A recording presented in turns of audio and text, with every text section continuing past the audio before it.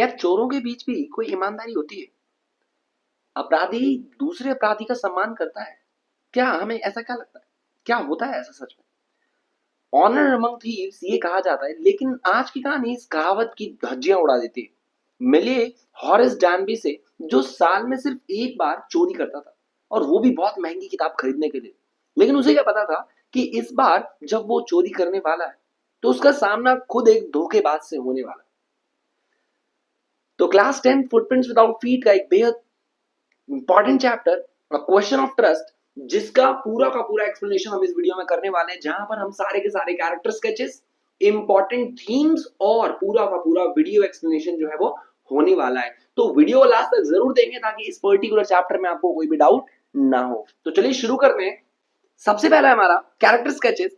Character sketch जो है वो हॉरेस डैनबी का सबसे लीड कैरेक्टर है, हॉरेस डैनबी इस पर्टिकुलर स्टोरी का। तो Horace डैनबी is the central character of a question of trust.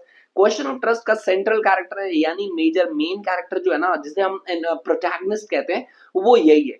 Outwardly बाहर से वो तो दिखता है कि respectable person, law abiding citizen, जो बिल्कुल कानून का पालन करता हो, who runs a successful business, जो एक अच्छा खासा बिजनेस रन करता है ताले का, and has a deep love for rare books, और उसको बहुत जो रेयर बुक्स होती है ना, स्पेशली स्पेशल किताबें, महंगी किताबों का उसको बहुत ज्यादा कलेक्शन का शौक रहता है।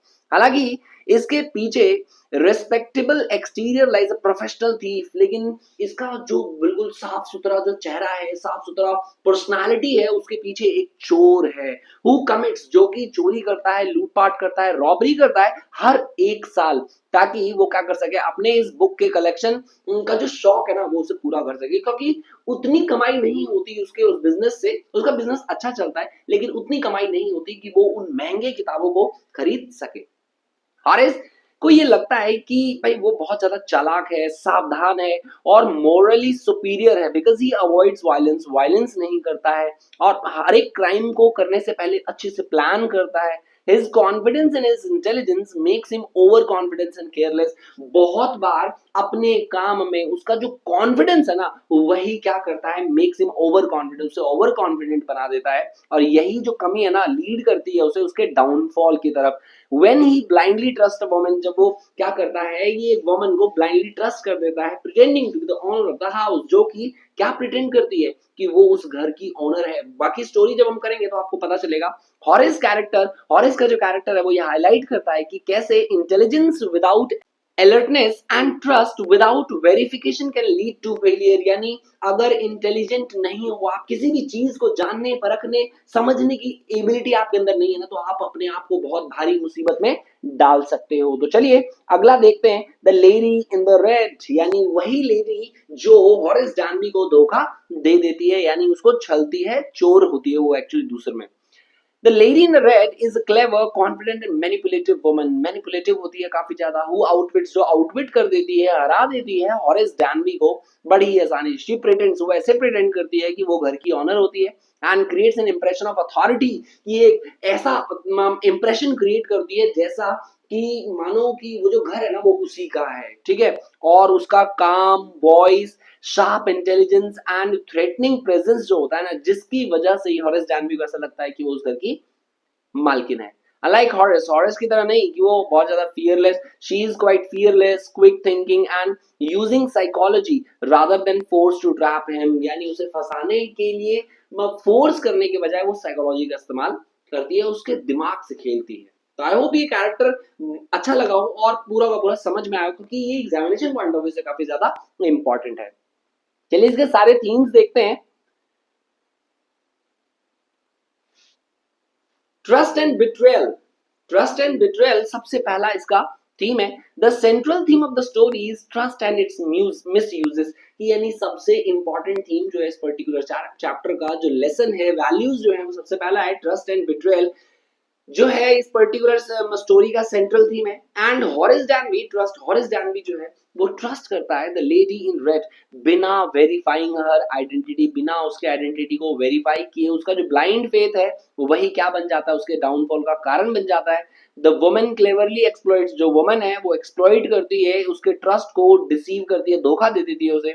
द स्टोरी वॉर्न्स, ये स्टोरी वॉर्न करती है कि trust should be given cautiously, यानी अगर आप किसी पर भरोसा करते हैं ना तो वो क्या होना चाहिए, कॉशियसली, सावधानी से हमें भरोसा करना चाहिए, जांच पड़ताल कर लेना चाहिए, तब हमें क्या करना चाहिए, भरोसा करना चाहिए। स्पेशली टू स्ट्रेंजर्स, स्पेशली ऐसे लोगों पर जो स्ट्रेंजर्स होते हैं। As misplaced trust can lead to betrayal and ruin, और अगर ट्रस्ट एक गलत इंसान पर कर लिया जाए तो वो आपको बहुत ही खतरा पहुंचा सकता है। अगला है अपीयरेंसेस वर्सेस रियलिटी, कि बहुत बार जो दिखता है ना वो होता नहीं है। जैसे ही कि ये स्टोरी हाईलाइट करती है कि difference between how people appear, कि लोग कैसा दिखते हैं और वो होते कैसे हैं, एक्चुअल में वो क्या होते हैं।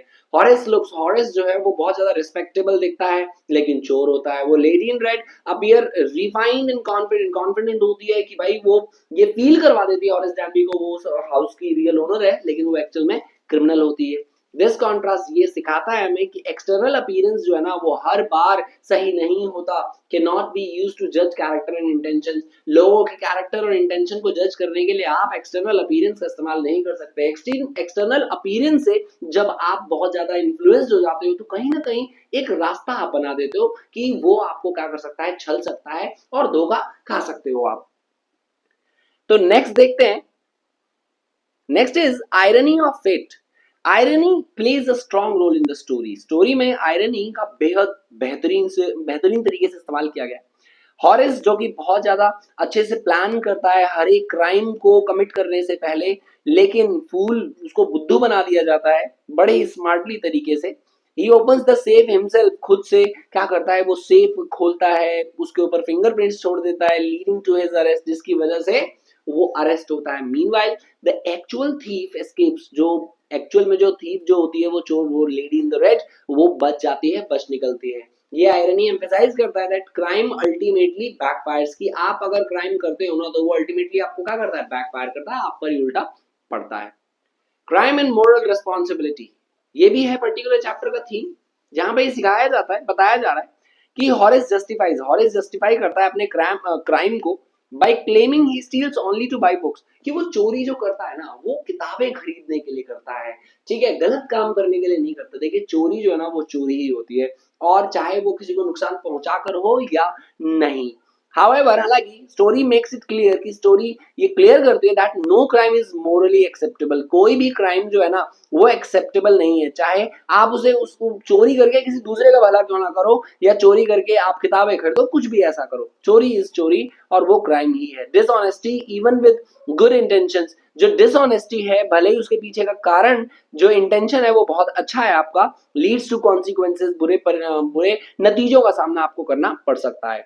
Next is intelligence without ethics, कि both Horace and lady are intelligent, दोनों ही जो है ना वो बहुत ज्यादा क्या है, इंटेलिजेंट है, but the lady uses her intelligence, अपने इंटेलिजेंस का इस्तेमाल करती है इफेक्टिवली तरीके से। हॉरेस बल्कि दूसरी तरफ क्या कर जाता है, लैक कर जाता है ethical strength and moral awareness, ज्यादा अवेयर नहीं रहता वो। द स्टोरी ये सजेस्ट करता है कि इंटेलिजेंस विदाउट वैल्यूज, की अगर आप में इंटेलिजेंस है लेकिन वैल्यूज नहीं है तो वो डेंजरस हो सकता है, सेल्फ डिस्ट्रक्टिव हो सकता है। Next is human weakness and over confidence, बहुत बार हमारी कमजोरियां ओवर कॉन्फिडेंट हो जाना इस चैप्टर में दिखाया गया है कि Horace weakness lies in his over confidence, कि उसकी जो कमजोरी थी ना वो उसका ओवर कॉन्फिडेंस होना था। And desire to avoid trouble, कि वो हमेशा ऐसा रहता था कि उसके पास कोई ट्रबल आ ही नहीं सकती, इतना ज्यादा वो कॉशियस रहता था, हर चीजों को लेकर के सावधान रहता था। He believes he can manage, वो ये बिलीव करता था कि वो सारी चीजें मैनेज कर सकता है, सिचुएशंस को इजीली मैनेज कर सकता है, which makes him careless, जो उसको केयरलेस बना देता है इवेंचुअली। उसका जो डर है ना, डर of police and trust in the woman expose his vulnerability and lead to his capture, यानी जो उसका डर है ना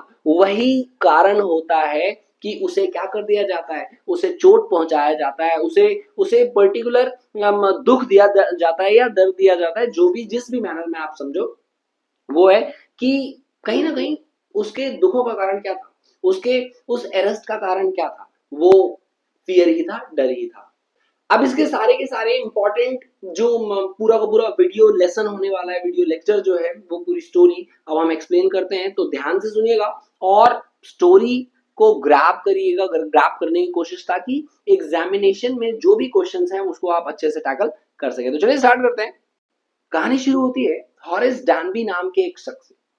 समाज की नजर में हॉरेस एक बहुत ही भला और शरीफ इंसान था। उसकी जो उम्र है वो लगभग लगभग 50 साल की थी। वो कुंवारा था और ताले बनाने का काम करता था। उसके पास 2 असिस्टेंट भी थे जो कि उसके साथ काम करते थे, और अपने काम में इतना माहिर था कि वो उससे काफी पैसे कमा लेता था। लेकिन हर चमकती चीज सोना नहीं होती। हॉरेस एक हॉरेस का ना एक गुप्त शौक था, बहुत ज्यादा एक अच्छी डिजायर थी उसकी, और वो डिजायर क्या थी कि बहुत ज्यादा रेयर और एक्सपेंसिव बुक्स पढ़ने का, उसको खरीदने का शौक था। उसे पुरानी और कीमती किताबें पढ़ना मतलब बहुत अच्छा लगता था, और जुनून था कि उन्हें खरीदने के लिए वो साल में एक बार चोरी किया करता था। वो कोई मामूली चोर नहीं था, वो पूरी सावधानी से प्लान बनाता था, सिर्फ एक घर को चुनता था और वो उसी घर में चोरी करता था, और उसी चोरी से अपने शौक था किताबों को खरीदने का वो पूरा करता था। अब उसने इस साल क्या किया, एक शोटोवर ब्रांच जो कि ये घर है नाम के एक बड़े बंगले पर उसकी नजर पड़ती है। उसने 2 हफ्तों तक घर की ऐसी जासूसी की जैसे कोई जासूस करता है। उसने पता लगाया कि घर के मालिक जो है वो लंदन गए हुए हैं। 2 नौकर रहते हैं जो हर संडे 3 घंटे के लिए मूवी देखने जाते हैं, ठीक है। और घर की तिजोरी जो है वो ड्राइंग रूम में एक पेंटिंग के पीछे छिपी हुई है, जो कि घर के ओनर्स ने किसी मैगजीन में क्या किया था, बताया था। यहाँ तक कि उसने ये भी जान लिया कि घर के एक पालतू कुत्ते का नाम शेरी है। अब हॉरेस जानता था कि अगर आप किसी कुत्ते को उसके नाम से पुकारो और उसे प्यार दिखाओ ना, तो वो भौंकता नहीं। अब जुलाई की एक दोपहर में जब नौकर जो है वो फिल्म देखने चले जाते, हॉरेस अपने औजारों के साथ घर के पिछले दरवाजे से अंदर घुस जाता है। उसने सावधानी से दस्ताने पहन पहन लेता है अच्छे से, ताकि उसके जो फिंगरप्रिंट्स हो ना वो कहीं पर भी ना आए। लेकिन एक प्रॉब्लम थी, हॉरेस को हे फीवर था। हे फीवर मतलब जो फूलों की खुशबू से छींक आता है, खांसी आ जाती है। खांसी तो नहीं आती, छींक आ जाती है, उसे हे फीवर कहा जाता है। ड्राइंग रूम की मेज पर ना फूलों का एक बहुत बड़ा क्या था, गुलदस्ता था, आप बुके कह लो, ठीक है। और उस पर्टिकुलर खुशबू से उसको क्या आती है, छींक आती है। तो जैसे ही हॉरेस तिजोरी के पास पहुंचता है, उसके नाक में खुजली सी होती है और वो जोर से चीखता है। अपनी चीख को रोकने की कोशिश भी करता है, लेकिन ऐसा नहीं हो पाता। तभी पीछे से एक शांत और बहुत ज्यादा मेलोडियस वॉइस में आवाज आती कि ये क्या है, जुकाम या फिर फीवर। अब हॉरेस चौंक जाता है कि भाई मेरे अलावा तो इस घर में कोई नहीं है, लेकिन ये कहाँ से आवाज आ रही है। तो उसने पीछे मुड़कर देखा, तो वो वहां एक बहुत ही खूबसूरत महिला खड़ी थी। उसने शानदार लाल रंग के कपड़े पहने हुए थे, और वो इतनी ज्यादा सहज थी जैसे वो उस घर की मालकिन हो। उसने शेरी को पुचकारा और बड़े आत्मविश्वास के साथ हॉरेस से बात करने लगी। अब हॉरेस डर के मारे कांपने लगा, उसे लगा कि वो पकड़ा गया। उस महिला ने कहा कि मैंने नहीं सोचा था कि जब मैं घर आऊंगी तो मेरा सामना एक चोर से होगा। मुझे पुलिस को फोन करना चाहिए। अब हॉरेस बहुत ज्यादा घबरा गया। वो गिड़गिड़ाते हुए कहता है कि प्लीज मुझे जाने दो, मैं फिर ऐसा कभी नहीं करूंगा। अब वो महिला जो है वो कहती है कि अच्छा, ऐसा है कि क्या गारंटी है कि तुम किसी और दूसरों को लूटोगे नहीं। तुम्हारे जैसे लोगों को क्या करना चाहिए, तुम्हारे जैसे लोगों को गिरफ्तार कर लेना चाहिए, ताकि सोसाइटी में किसी और को खतरा तुम जैसे लोगों से ना पहुंचे। वो कहते नहीं नहीं, मैं ऐसा नहीं करूंगा। वो कहती है अच्छा ठीक है, मैं मेरी एक शर्त है, मैं तुम्हें वो तुम पूरा कर दो और फिर चले जाना। मेरे पति जो है ना वो यहाँ नहीं है, और मुझे आज रात एक पार्टी में जाना है, उसके लिए मुझे क्या करने, ज्वेलरीज पहनने। तो वही ज्वेलरीज मैं लेने आई हूँ, लेकिन एक प्रॉब्लम है, मैं इसका ना पासवर्ड जो है वो भूल गई। तो अगर तुम मेरे लिए तिजोरी तोड़ दो तो मैं पुलिस को नहीं बुलाऊंगी और तुम्हें जाने दूंगी। हॉरेस को लगता है कि ये उसकी आजादी का टिकट है। घबराहट में उसने एक बहुत बड़ी गलती कर दी। उसने बिना दस्ताने पहने अपने औजार निकाले और तिजोरी खोल दी। अब सारे गहने जो है वो उस लेडी को दे देता है और वहां से चला जाता है। अब वो बहुत ज्यादा खुश होता है कि वो फाइनली बच गया है। 2 दिन के बाद हॉरेस अपनी चालाकी पर बहुत ज्यादा प्राउड फील करता है। लेकिन तीसरे दिन जब पुलिस उसके घर पहुंचती है, उसे अरेस्ट कर लेती है, क्योंकि शोटोवर ग्रेंज की तिजोरी पर हर तरफ सिर्फ और सिर्फ उस हॉरेस डैनबी के उंगलियों के ही निशान थे। अब जब उस घर की जो रियल ओनर होती है, 60 साल की एक बूढ़ी महिला होती है, वो कहती है कि मैंने इसे कभी ऐसा कहा ही नहीं कि मेरी तिजोरी खोल दो। अब भला कोई अपनी तिजोरी का जो पासवर्ड है वो कैसे भूल सकता है। तब जाकर हॉरेस को समझ आता है कि वो लेडी इन रेड जो थी ना, वो मालकिन नहीं थी, वो क्या थी, एक शातिर चोर थी। उसने हॉरेस को हे फीवर वाली मजबूरी और डर का फायदा उठाते हुए मतलब उसका फायदा उठाती है और उससे तिजोरी खुलवाती है और उसका सारा माल जो है वो सारा ज्वेलरी जो वो लूट कर लेकर चली जाती है। आज जो है वो हॉरेस जेल की लाइब्रेरी में असिस्टेंट है और वो अब भी उन महंगी किताबों के बीच रहता है जिन्हें वो कभी खरीदना चाहता था। लेकिन उसे एक बात पर बहुत ज्यादा गुस्सा आता है कि जब वो किसी से सुनता है ना ऑनर अमंग थीव्स, तो उसे पता चल गया था कि भरोसे की दुनिया में ना कभी कभी सबसे बड़ा धोखा वही होता है, वही देता है जिस पर हम कभी शक नहीं करते। तो ये स्टोरी हमें ये सिखाती है कि कभी कभी जो चमक धमक और मीठी बातें जो हमें अंधा कर देती है ना और बहुत ज्यादा पसंद आती है, वही हमारे डाउनफॉल का कारण भी बन सकती है। तो इसलिए ऐसे लोगों से हमें क्या रहना चाहिए, सतर्क रहना चाहिए, सावधान रहना चाहिए। तो आई होप ये पूरा का पूरा वीडियो लेसन जो है वो आपको पसंद आया हो and examination point of view से आपका का सारा पर्सपेक्टिव जो है वो क्लियर हो चुका है। तो अच्छे से एग्जामिनेशन में आने वाले क्वेश्चंस को टैकल करें और ये वीडियो जो है ना वो बहुत ज्यादा हेल्पफुल हुई हो आई होप। तो मिलते हैं हम लोग नेक्स्ट वीडियो में। Till then see you, bye bye and take care.